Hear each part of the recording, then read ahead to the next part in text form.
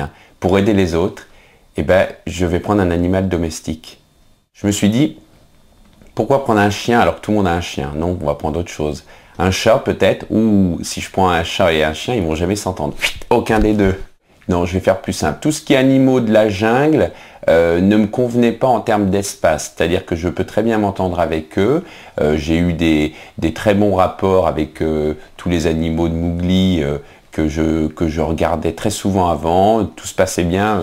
Il y a beaucoup d'animaux dans la jungle. Donc tout cela, ils ne pouvaient pas être animaux domestiques chez moi. Je ne souhaitais tout simplement pas. Je n'avais pas besoin de m'expliquer sur les raisons de ce choix.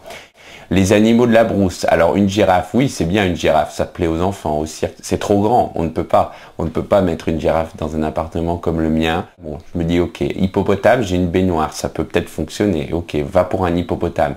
J'appelle la SPA, on n'en a pas en stock. Ah bah d'accord. Ah bah alors à ce moment-là, si vous savez pas gérer vos stocks, hop, je raccroche au nez.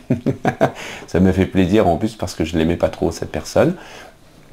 J'avais un petit problème sur l'histoire d'une connerie, une histoire d'un lion, soi-disant que j'avais maltraité, que j'avais renvoyé chez eux, enfin bon, un truc, rien du tout, alors que le lion et moi, le lion c'était même pas plein, aucun courrier d'envoyé, elle, je pense qu'elle cherchait des noix, enfin bon. Et ben je me dis, peut-être un animal qu'on n'a pas l'habitude de voir dans les films. Ah oui, parce que on parle de la télé, on se fait très influencer, par exemple. Prenez tous les gens, par exemple, qui ont des loups chez eux. Ouh, le loup. Bon, ben le loup, c'est vrai, ça nous rappelle des bons moments. En plus, si on n'aime pas les chèvres, ça permet de les dégager avec un loup. Bon, sauf qu'un loup, c'est pareil. Tous mes amis d'ailleurs, faut que je rappelle, qui ont des loups, je ne les vois plus, tout simplement.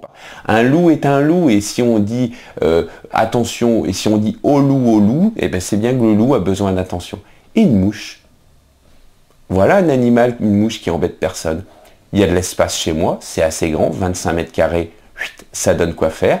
Je rappelle la SPA, bonjour madame, je change ma voix pour pas qu'elle me reconnaisse. Est-ce que vous auriez une mouche? Alors elle me dit, monsieur, on ne fait pas dans la pêche. Ah oui, la pêche à la mouche, bon j'ai compris après. Bref, je me suis dit, une fois de plus, il va falloir que je m'en prenne à moi-même et que une fois de plus, je me fasse confiance. Alors je dis, Hervé, vas-y, trouve-toi une mouche. J'ai ouvert grand la fenêtre. Et là, une mouche est arrivée, elle est rentrée.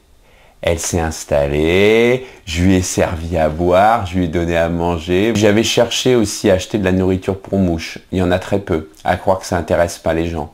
Pas facile hein, de la garder sur soi.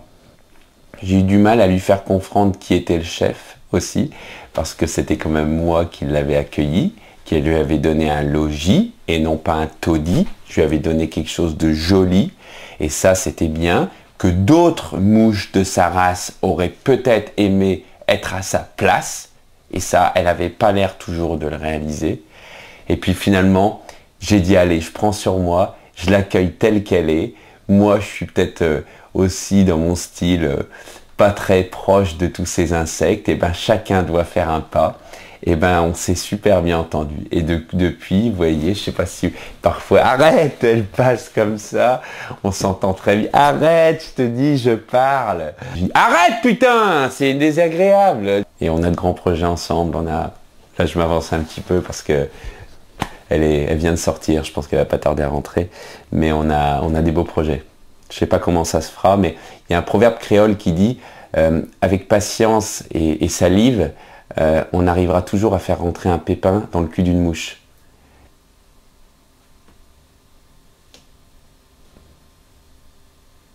Ouais, c'est beau. Ça me rend heureux.